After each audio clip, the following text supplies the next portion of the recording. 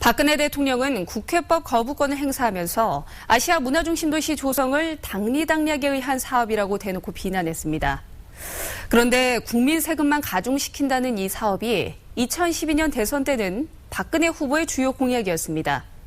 원칙과 약속을 강조해온 박 대통령이 자기 모순에 빠지고 말았습니다. 박수인 기자입니다. 광주를 명실상부한 아시아의 문화 수도로 키우는 일, 저희 새누리당이 해낼 것입니다.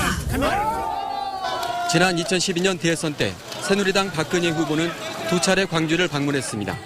광주 유세 때마다 박 후보는 아시아 문화 중심 도시 조성 사업을 차질 없이 수행하겠다고 공약했습니다. 광주 아시아 문화의 전당 사업은 차질 없이 추진해서 우리 광주를 명실상부한 아시아의 문화 수도로 키우겠습니다. 그로부터 2년 6개월이 지난 지금 이 사업에 대한 박근혜 대통령의 태도는 180도 달라졌습니다.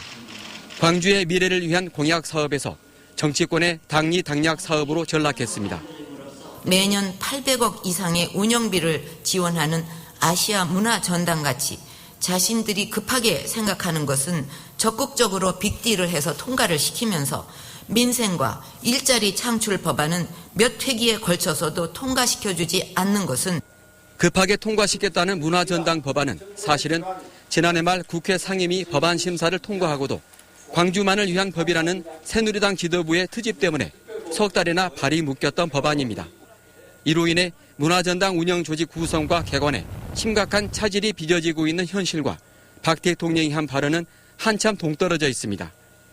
아시아 문화 중심 도시 조성 사업이 국민 세금만 축내는 것처럼 묘사된 부분은 지역 균형 발전과 문화 융성에 대한 대통령의 의지와 철학을 의심케 합니다.